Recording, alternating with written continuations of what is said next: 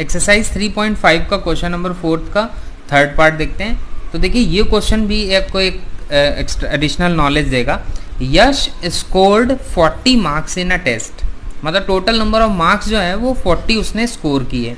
ठीक है, पहली बात हो गई कि मार्क्स स्कोर्ड 40 हो गए। Getting 3 marks for each right answer and losing 1 mark for each wrong answer. इसका मतलब राइट आंसर और रॉन्ग आंसर की स्टोरी है। तो 3 मार्क उसको हर एक सही होने पे मिलेगा, मतलब अगर उसका एक क्वेश्चन सही है तो उसको 3 मार्क मिले, 2 सही है तो 3 into 2 मिले। ठीक है, और गलत हुआ अगर तो हर जो भी एक एक क्वेश्चन उसका गलत होता जाएगा उसको नंबर हमारे कम होते जाएंगे। ठीक है, 1 मार्क वो और कम होता जाएगा। क्लियर? तो पहला स्टेटमेंट को ध्यान से समझते हैं। तो इसको हम वर्ड प्रॉब्लम में कैसे लिखेंगे? इसका मतलब बात ये कर रहा है राइट आंसर की और रॉन्ग आंसर की। तो 2 टाइप की चीजें हुई। ठीक है, और फिर सबसे आखिरी स्टेटमेंट लिखा करो, how many questions were there in the test. मतलब चाहे वो रॉन्ग आंसर हो चाहे वो राइट आंसर हो, दोनों के क्वेश्चंस नंबर ऑफ जो होंगे सम होंगे, ऑब्वियस सी बात है।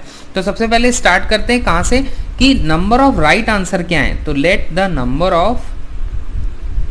Number of right answer in a question paper, right answer कितने हुए वो हमने मान लिया x। ठीक है, और नंबर ऑफ रॉन्ग आंसर कितने हुए, नंबर ऑफ रॉन्ग आंसर वो हमने माना कि वो हमारे y हैं। अब इक्वेशन देखो कैसे बनेगी, 3 मार्क उसको मिल रहे हैं किसके, राइट आंसर के। तो x हमारा नंबर ऑफ राइट आंसर है, तो अगर उसको 1 के 3 मिलते हैं तो x के कितने मिलेंगे, 3x मिलेंगे। सिंपल जो यूनिटरी मेथड होता है वही अप्लाई होता है। अब देखिए अब वो क्या कह रहा है, लूजिंग 1 मार्क। इसका मतलब क्या है कि अगर उसका एक क्वेश्चन गलत हुआ है तो ये 3 तो मिल ही नहीं रहे हैं। जो गलत होगा ऑब्वियसली उसमें नंबर नहीं मिलेगा, लेकिन उसको गलत करने के एक गलत नंबर कम हो जाएगा, एक नंबर कम होता जाएगा। तो एक नंबर कम हुआ।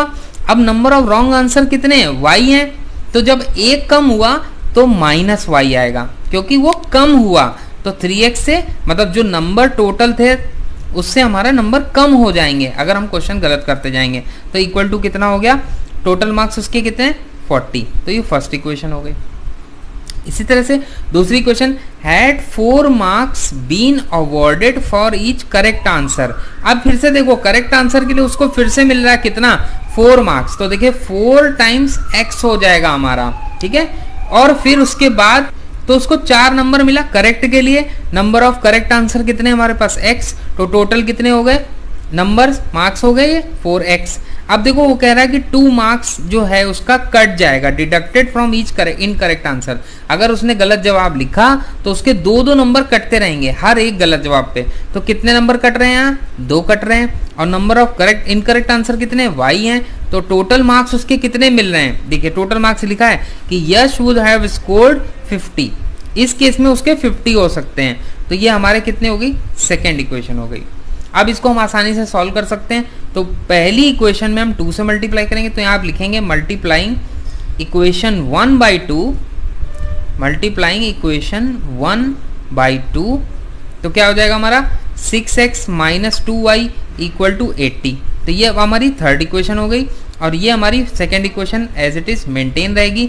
दोनों को सॉल्व कर लेंगे तो देखिए क्या हो जाएगा, सब्ट्रैक्ट कर देंगे क्योंकि y के कोफिशिएंट हमारे सेम हो गए हैं तो y एलिमिनेट हो जाएगा। तो माइनस प्लस माइनस, फिर से आप लिखेंगे subtracting equation 2 from 3 you will get, कितना हो जाएगा ये 2x हो जाएगा हमारा, ये हमारा कैंसिल हो जाएगा।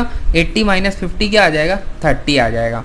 तो x की वैल्यू कितनी हो जाएगी, 30/2, आंसर आ जाएगा 15। x हमारी कौन सी है, x हमारे नंबर ऑफ राइट आंसर हैं, यानी कि नंबर ऑफ राइट आंसर हमारे कितने हो गए, 15। नंबर ऑफ राइट आंसर्स हमारे कितने हो गए, 15 हो गए।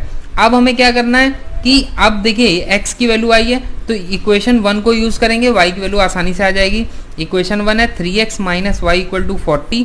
इसमें x की वैल्यू हम सब्स्टिट्यूट कर देंगे। फिर से आप यहाँ लिखेंगे substituting the value of x = 15 in the first equation and we get, तो 3 × 15 - y = 40।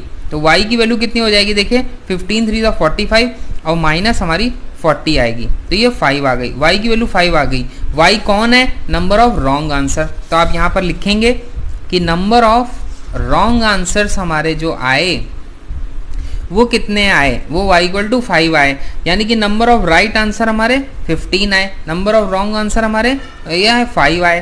तो इसका मतलब क्या हुआ, टोटल नंबर ऑफ क्वेश्चंस कितने हो गए, ऑब्वियसली दोनों का सम होगा। टोटल नंबर ऑफ क्वेश्चंस पूछा है उसने, देखिए सबसे आखिरी में लिखा how many questions were there in the test, तो right answer plus wrong answer, तो right answer plus wrong answer, तो 15 प्लस 5 ये हमारा कितना हो गया 20। So total number of question हमारे 20 हो गए। तो इस तरह के क्वेश्चन में बस ध्यान रखिए कि हमें एक तो अजम्पशन क्या लेना है, किसको x लेना है, किसको y लेना है, फिर इक्वेशन में कैसे हम यूनिटरी मेथड का इस्तेमाल करते हैं जिससे हमारी इक्वेशन फॉर्म होती है।